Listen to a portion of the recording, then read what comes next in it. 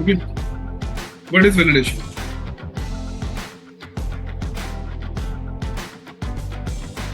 क्या होता है, कौन बताएगा?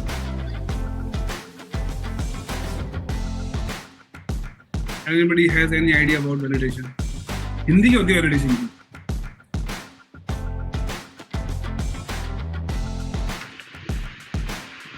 परखना सर, किसी चीज को टेस्ट करना।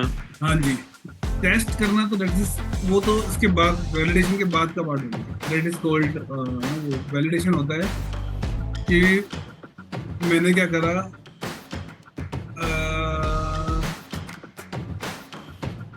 घर में गेट छोटा लगा दिया और कहा कि इसमें कोई भी 10 फुट का बंदा नहीं घुस पाएगा, 6 फुट या 6 फुट से कम के बंदे घुस पाएंगे। That is called validation. मैंने घर को वैलिड कर दिया। ठीक है, वैलिडेशन मतलब कुछ रूल्स, कुछ कंस्ट्रेंट लगाने को हम बोलते हैं वैलिडेशन।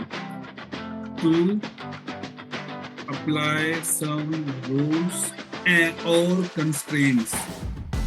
पढ़ो ना, ये वर्ड इसलिए बोल रहा हूँ, when you use these words ना in interview, तो उसका थोड़ा सा अलग इफेक्ट आता है। कंस्ट्रेंट्स मतलब भी वही होता है जो रूल का मतलब। Rules and constraints are both same, but in data word we don't use rule word, we use constraints. ठीक है, to apply some rules and constraints on cell or image. ठीक है, we use validation.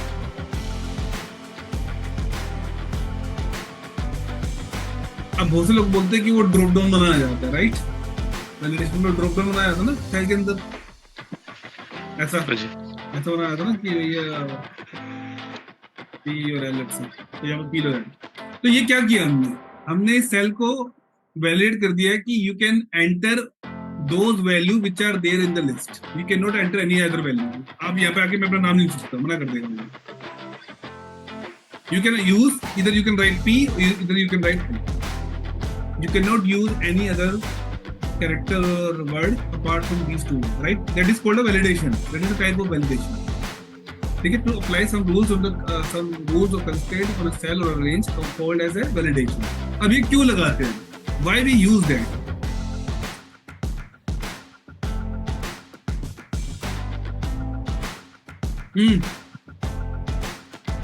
तो ताकि unnecessary information या फिर कोई noise ना आए डेटा के अंदर। डेटा ऑटोमेटिक स्क्रैप होता रहे। नहीं लिख रहा हूँ, देखिए इसकी पॉइंटर लिख रहा हूँ मैं।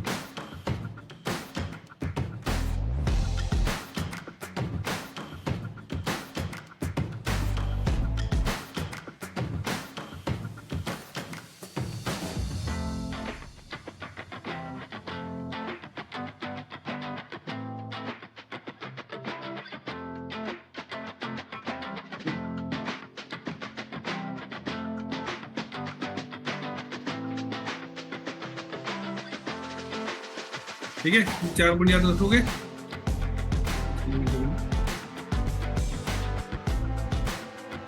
आपको एक फॉर्मेट क्रिएट करना पड़ेगा। आप क्या करते हो यूजर से कि मुझे ये रोज मुझे ये वैल्यू चाहिए, और आपके पास लेट से यूजर है 20, 50, 100, 200 यूजर है। अब उन 200 यूजर को बोलते हैं मुझे ना आप इसको मुझे ना ये डेटा चाहिए डेली बेसिस पे। अगर आप ऐसे बोल दोगे, कोई एक्सेल में भेज रहा है, कोई वर्ड में भेज रहा है, कोई आउटलुक में लिख के भेज रहा है, कोई कुछ भेज रहा है, तो होगा जब 100 यूजर होंगे, 100 डिफरेंट दिमाग होंगे, तो 100 डिफरेंट डेटा आ जाएगा। हाँ ना?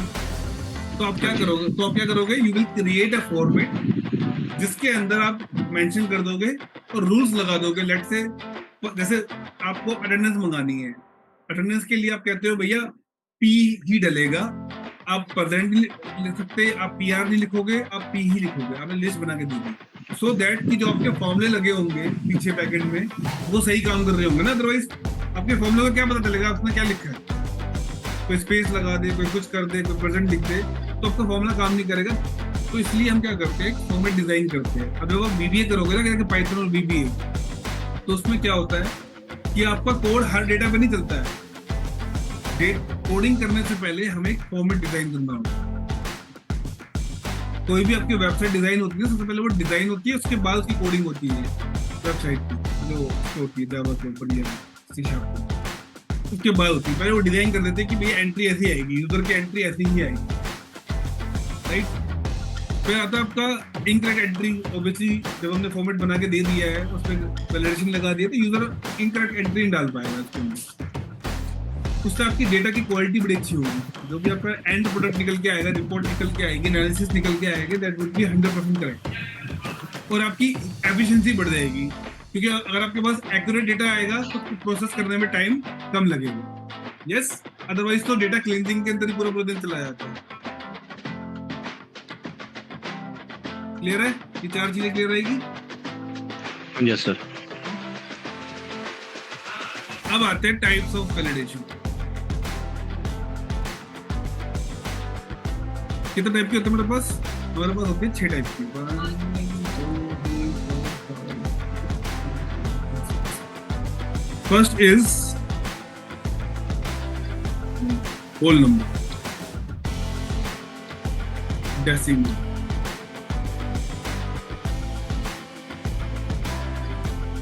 लिस्ट,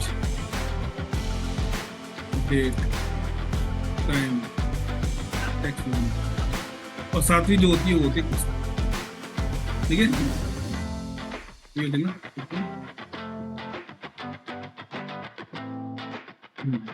ठीक है, याद है मुझे। ठीक है, ये सारी होती है।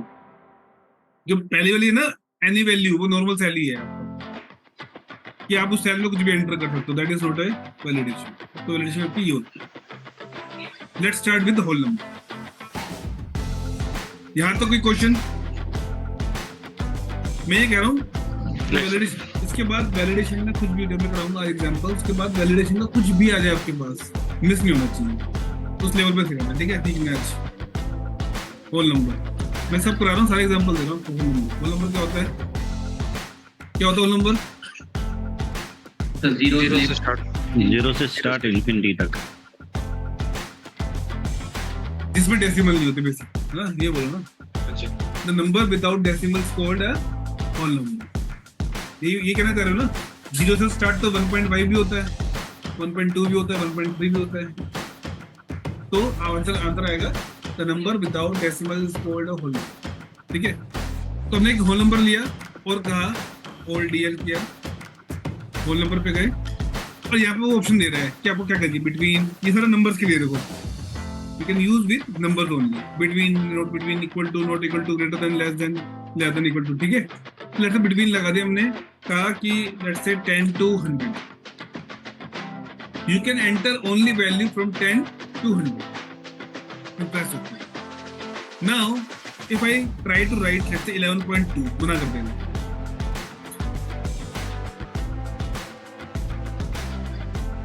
बट 99 ले लेगा, 10 ले लेगा, 12 ले लेगा, ये ले लेगा, right.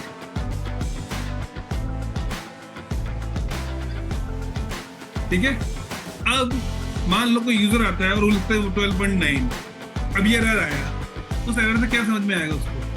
The value does not match the data validation restriction defined for this cell. जो हमने इस पर रिस्ट्रिक्शन लिख रही है, जो आप वैल्यू एंटर कर रहे हो, वो डिफाइन नहीं कर रही है। तो यूजर को क्या पता है इसको करना क्या है? तो यूजर को कैसे बताओगे कि करना क्या है? यस, यहाँ पे यूजर को समझ में नहीं आ रहा कि क्या क्या गलती कर रहा है। हाँ जी, उसको ये पता कि मैंने गलत एंट्री करी है, लेकिन क्या गलत एंट्री करी है उसको ये नहीं पता। तो what we can do in that scenario, we can customize this method, message box, right. We can customize this message box. वो कैसे करेंगे? गो टू एरर अलर्ट, यहाँ पे आगे let's say input error, please enter value between 10 to 100, also do not use any decimal। ठीक है जी, अब समझ में आ जाएगा? Yes sir. अब वो देख देगा ये मेरे पास,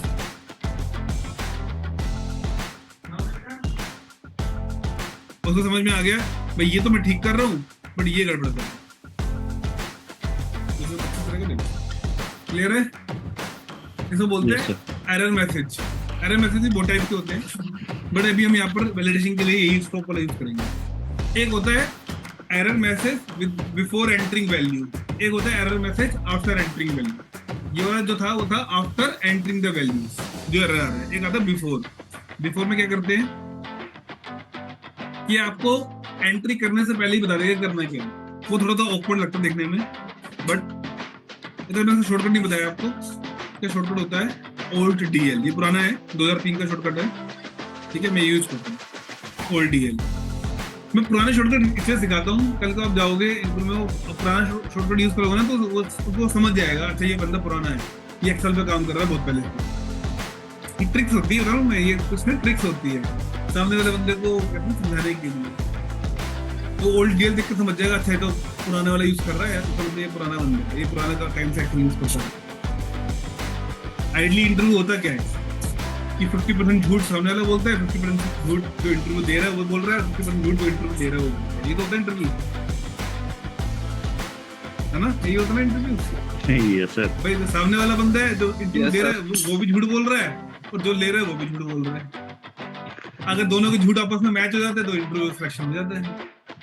ये तो होता है जैसे वो बोलता है, okay, we have huge number of people in our team, we give lots of opportunity to our employees, यही बोल रहा होगा सब कुछ, हालांकि ऐसा कुछ होता नहीं है। वहाँ पे employee, yes, I have created lots of projects, I have done this, I have created, I have added lots of things in my company, अब वो ऐसे बोलता है।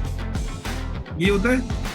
अब क्वेश्चन ये होता है कलाकारी क्या होती है, कौन किसका झूठ पकड़ पाता है। हालांकि जो इंटरव्यूअर होता है वो उससे ज्यादा एक्सपीरियंस है, तभी तो इंटरव्यू ले रहा है। वो जल्दी, अगर आप झूठ बोलोगे और उसमें हल्का सा भी उसको लग जाएगा ना कि यार गड़बड़ कर रहा है, तो पकड़ लेगा। तो उसको फिर आदत, एक होता है आदत बनाना, एक होता है सीख के जाना। जैसे मुझे पता है कि मुझे 4 लाइन बोल दिया, मैं 4 लाइन डेली प्रैक्टिस कर रहा हूँ, उसी सेम डे पे प्रैक्टिस कर रहा हूँ, जगह बोलूंगा तो पकड़ लेगा कि आज ही सीख के आया। बट उस 4 लाइन को मैं पिछले 6 महीने से लगातार बोल रहा हूँ तो पकड़ नहीं पाया। सेम है एक्सेल के अंदर, अगर आप सेम डे में प्रैक्टिस करके जाओगे ना वहां पर तो पकड़ लेगा। लेकिन आप अगर रेगुलर सीखते रहोगे, रेगुलर ये शॉर्टकट यूज करोगे तो समझ जाएगा, हाँ भैया इसको आता है।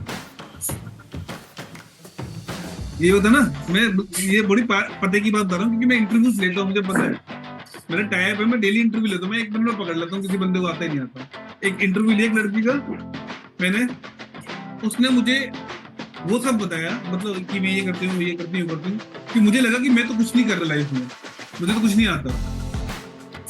आई फील कि मुझे तो कुछ आता ही नहीं है, जिस हिसाब से वो बता रही है कि मैं ये करता हूँ। मेरे CEO से मेरी बात होती है, CEO को मैं समझाती हूँ, मैं डेटा प्रोवाइड करती हूँ। अच्छा, तो मैंने कहा ठीक है कोई नहीं, आओ प्रैक्टिकल पे आओ। मैंने कहा इसकी जरा वो एवरेज निकाल के दिखाओ। उसको यही नहीं पता कि फॉर्मूला लगाने के लिए इक्वल टू लगाओ। मतलब वो 2 सेल को डिवाइड नहीं कर पा रही थी। एक सेल में लिखी है ऐसे वैल्यू 86, एक में लिखी है 90। मैंने इसकी परसेंटेज निकाल के दिखा दो, उसको परसेंटेज निकालनी नहीं आ रही थी। लेकिन जब वो बोलना शुरू कर रही थी तो ऐसा लग रहा था कि भैया उसको मुझसे भी ज्यादा आता है। तो कहने का मतलब ये है कि उसने सिर्फ वर्बल प्रैक्टिस बहुत अच्छी कर ली, लेकिन प्रैक्टिकल नहीं कर पाई। वर्बल बड़ी अच्छी करी उसने, वो बोलती होगी 6 महीने 8 महीने 10 महीने 1 साल तक बोल दी, बस प्रैक्टिकल नहीं किया, प्रैक्टिकल में हो गया। अगर वो प्रैक्टिकल भी कर देती भैया उससे बढ़िया इंटरव्यू देती था ही नहीं आज तक मेरा। तो सेम है, तो आपको वर्बली भी करनी है और प्रैक्टिकली भी करनी है। सामने वाला बंदा जो बैठा ना बड़ा इंटेलिजेंट होगा, तभी वो इंटरव्यू ले रहा है। यस, कुछ लोग, मैं आप में से बहुत से लोग ऐसे होंगे जो अपनी ही जो प्रोफाइल के अंदर बढ़ना चाहते होंगे, उसके अंदर भी इंटरव्यू होते हैं, उसमें भी इंटरव्यू होता है। बता रहा हूँ आपको, manager, senior manager, AVP, director, ये भी इंटरव्यू लेते हैं। ठीक है जी, आगे बढ़े। बोल नंबर, हाँ जी समझ में आ गया। हाँ, तो मैं बोल रहा था input message, right, before entering the value. आप बोलोगे ये विकास तो बड़े डेली आगे कुछ ज्ञान देता रहता है। मैं अपना एक्सपीरियंस शेयर कर रहा था उनके साथ। हाँ जी सर, मेरा एक क्वेश्चन था। हाँ जी पूछिए। सर मैं ये पूछ रहा था, डेटा एनालिस्ट बनने के लिए, मतलब जॉब अप्लाई करने के लिए मिनिमम कितनी स्किल्स आनी चाहिए? मेरे हिसाब से मिनिमम स्किल्स होनी चाहिए, वो होनी चाहिए एक्सेल, SQL और पावर BI। मिनिमम स्किल्स है। Maximum could be you can have VBA, you can have Python, you can have Azure, you can have data science, you can have machine learning, you can have AI। Maximum कुछ भी है, minimum at least Excel, SQL and power BI। तीनों का role क्या है, मैं तीनों का रोल समझाता हूँ क्या है। Excel is used for creating reports, quick analysis and working on data. You need to have Excel. SQL to work with large amount of data, millions of data, billions of data, you need to have SQL skills. Or to present that data into a dashboard or report or interactive dashboard, you have to you need to have one visualization tool like Power BI or Tableau. Tableau नहीं है तो Power BI करना. Power BI is a Microsoft product, तो आप वो easily सीखो. तो ये 3 स्किल्स होना बहुत जरूरी है. इसके अलावा चौथा स्किल जो सबसे इन तीनों से बेटर होना चाहिए, वो क्या होना चाहिए बताओ? तुम बताओ. इन तीनों से जो ये 3 हो या ना हो, लेकिन वो जरूर होना चाहिए. Problem solving. जी, logical skills and problem solving. ठीक है, आपके लॉजिकल स्किल्स और आपकी प्रॉब्लम सॉल्विंग जो है वो प्रायोरिटी है, फर्स्ट है वो. इसके बाद ये टूल आते हैं. देखिए, तो वो तो है ही प्रायोरिटी. कई इंटरव्यू होते हैं, वहां पर आपका पहला टेस्ट ही ये होता है, जहाँ पर प्रॉब्लम सॉल्विंग या लॉजिकल टेस्ट होता है. उसके बाद जाके आप HR राउंड या दूसरे राउंड में जाते हो. आपने देखा होगा. तो अगर वहीं से बाहर हो गए तो वहां तक अपना एक्सेल के दिखाओ उसको. आप सीक्वल कैसे दिखा पाओगे? प्रॉब्लम सॉल्विंग में स्पेसिफिकली फिर आता क्या है, मतलब क्या पूछते हैं? देखो, मैथ्स 2 तरीके हैं. आप प्रॉब्लम सॉल्विंग 2 तरीके के. एक तो होता है लॉजिकल स्किल्स देने में, जिसमें आपको वो जो मैंने बताया ना, वो इंडिया बिग साइट में जो क्वेश्चन होते हैं, एक तो वो देते हैं टू चेक करने के लिए. जैसे मैं एक क्वेश्चन पूछता हूँ, तो मैं कई दिन क्वेश्चन पढ़ रहा था, बड़ा इंटरेस्टिंग क्वेश्चन लगा मुझे कि 2 की पावर 100 है. ठीक है, 2 की पावर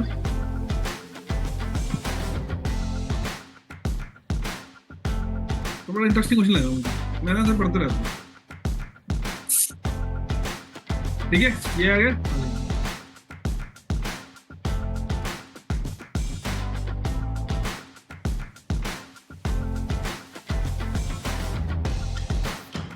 तो समझ गया, 2 की पावर 100 है. ठीक है, 2 की पावर 100. समझिए सर. इसका हाफ कितना होगा? 1 की पावर 100, 2 की पावर 50. ठीक है, 2 की पावर 10, 2 की पावर 1 की पावर 200. एक और रहता 2 की पावर. इसका हाफ क्या होगा?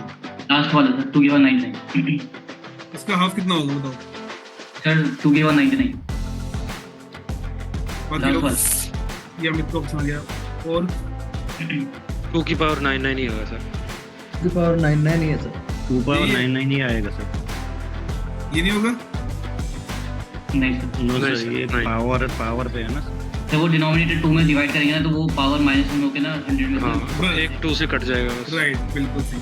ठीक है, तो मतलब समझो कहने का मतलब ये है. अब बहुत से लोगों में वो कंफ्यूज हो जाएंगे क्या करना है क्या नहीं करना. तो ऐसे क्वेश्चन तो ये देख के समझ जाता है कि हाँ बंदे की लॉजिकल स्किल अच्छे हैं. Right, something like. मैंने एक एग्जांपल से बहुत कुछ नोट. हाँ जी सर, बिफोर वाला मैं दिशा से भटक जाता हूँ. इनपुट वही सेम मैसेज लगाते हैं. ठीक है, सेम मैसेज. अब ये जो मैसेज आता है ना, ये बिना एंट्री करे आ जाएगा. जैसे मैं जाऊँगा यहाँ पर, बड़ा ऑकवर्ड लगता है देखने में, है ना. ये वो है, ये एंट्री से पहले का मैसेज है.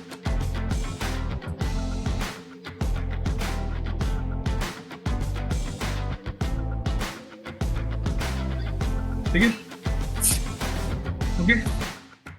डेसिमल. डेसिमल क्या होता है?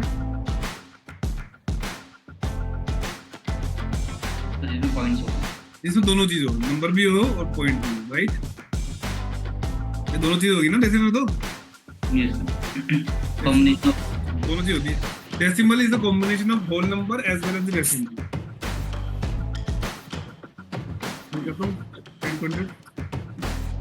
ठीक है, एरर में डाल दे रहा हूँ. तो यहाँ पर 10 भी आ सकता है, 10.1 भी आ सकता है. अब मैं एक क्वेश्चन पूछने वाला हूँ, जिससे पूछूंगा वो आंसर देगा. बाकी 2 लोग कहाँ गए? 10 लोगों ने ज्वाइन किया था. अच्छा, कोई नहीं. अच्छा दिशा, आप ये बताइए, जब डेसिमल के अंदर होल नंबर भी आ रहा है और डेसिमल भी आ रहा है, तो होल नंबर उन्होंने अलग से क्यों बनाया? हाँ जी, तो बताइए. दिशा, पहले आप बताओ कि अगर decimal can contain whole number as well as decimal, then why we have whole number separately? Logically सोचो, ये एक लॉजिकल आंसर बोल रहा हूँ मैं कि माइक्रोसॉफ्ट ने ऐसा क्यों बनाया। एनीवन? सर मेरी अंडरस्टैंडिंग के हिसाब से कि हर डेसिमल नंबर जो है होल नंबर नहीं होता, हर होल नंबर डेसिमल नंबर होता है। एक एग्जांपल देके बताओ। जैसे अगर कोई होल नंबर है 2 तो 2.00 डेसिमल भी काउंट होगा, नहीं डेसिमल में भी। नहीं। कोई और? अरे सोचो, अभी अभी इसी की बात चल रही थी, लॉजिकल की बात चल रही थी। तो ये होल नंबर, ये पॉइंट और डेसिमल जो ये नंबर्स आपने लिखे हैं, ये क्या डेसिमल और पॉइंट्स में क्या लिखा है? मेरा मैं- एक्चुअली नेट मैं ये कह रहा हूँ, डेसिमल के अंदर आप होल नंबर भी लिख सकते हो, जैसे 9 भी लिख सकते हो, आप 11 भी लिख सकते हो, 11.2 भी लिख सकते हो, लेकिन होल नंबर के अंदर आप 11.2 नहीं लिख सकते, बट 11 लिख सकते हो। तो मैं ये कह रहा हूँ डेसिमल के अंदर होल नंबर भी आ गया और डेसिमल भी आ गया, तो फिर उन्होंने होल नंबर अलग से क्यों बना दिया? सर शायद मेरे हिसाब से ना जो डेसिमल है ना वो स्पेस ज्यादा लेता है एज कम्पेयर टू। नहीं। अब मैं इसका एग्जांपल देता हूँ, आंसर दूंगा, समझ जाना मुझे। कुछ हमारे पास चीजें ऐसी होती है जो कभी भी डेसिमल में नहीं हो सकती, जैसे कि काउंट, कितने लोग हैं क्लास के अंदर, समझ रहे हो, कितने देश है दुनिया में, ये तो नंबर ही आएगा ना, पॉइंट तो नहीं आएगा ना। मेरे पास क्लास में 15.5 लोग हैं, ऐसा नहीं हो सकता ना कभी भी। तो लेकिन वो तो डेसिमल वैल्यू अगर हमें सिलेक्ट करके तब भी हम वैल्यू तो डाल सकते हैं होल नंबर में। अरे रुको, तो यानी कि हम यूजर, मान लो यूजर से हम एंट्री करवा रहे हैं, let's say number of total production, इसने आज के दिन में कितने केसेस करे, केसेस कभी भी पॉइंट में नहीं हो सकते, तो वहां पर मैं क्या दूंगा, होल नंबर दूंगा ना उसको, कि you can not enter any decimal value, you have to enter only the whole number. But number of counts, counts हो गया, कुछ ऐसी सिचुएशन होती है जहाँ पे आपको डेसिमल यूज करते हैं, जैसे नंबर ऑफ पीपल जो मैंने बताया, प्रोडक्शन काउंट, ये आपके हमेशा नंबर में ही होंगे ना, होल नंबर ही होगा ना, कभी आपका डेसिमल नहीं हो सकता ना। लेकिन अब कुछ जगह ऐसा होता है जैसे कि क्वांटिटी आपकी होल नंबर भी हो सकती है, डेसिमल भी हो सकती है। भाई मेरे पास आलू लेके आए 2 किलो, होल नंबर, आलू लेके आए अटेंडेंस है, हाँ जी, सर जैसे अटेंडेंस है वो वो भी हमारी होल नंबर आएगा वो भी। Whole number. अच्छा। अब बहुत कंपनी में ऐसा होता है कि हाफ अटेंडेंस भी लगाते हैं, हर कंपनी में, कुछ कंपनी में ऐसा भी होता है कि आज की आधी अटेंडेंस लगा दो, हाँ, वो हाफ डे कंसीडर कर हाफ लेते डे, हैं। तो उसमें आप, वो डिपेंड करता है, तो उसमें आप डेसिमल यूज करोगे, आप वहां पर अटेंडेंस जो होगी इसकी 2.5 हो जाएगी, तो यहाँ पर आप डेसिमल यूज करोगे, होल नंबर यूज नहीं करोगे, right? Are you getting my point? But कुछ सिचुएशन ऐसे होती है जहाँ पर डेसिमल भी आ सकता है, नंबर भी आ सकता है, जैसे क्वांटिटी हो गया, क्वांटिटी 2 kg हो सकता है, 2.4 kg हो सकता है, इसलिए डेसिमल और होल नंबर को अलग किया है। अब समझ में आ गया यस सर। है ना? तो हर चीज ऐसे नहीं बना दी उन्होंने, कुछ लॉजिक सोच के बनाया होगा ना। बाकी हमारे अनिल शर्मा जी भी है कॉल पे, वो एक्सप्लेन बड़ा अच्छा करते हैं। अनिल शर्मा जी, तो मुझे सुनने दो।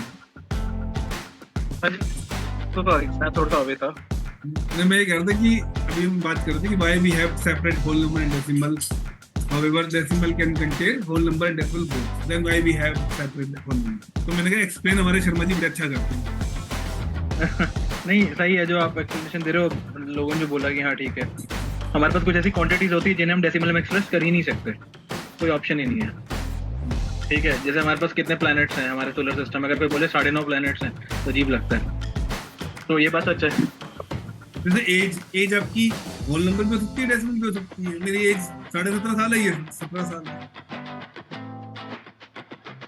हाँ जी, लिस्ट। अब यहाँ पर लिस्ट का हम रोल समझते हैं।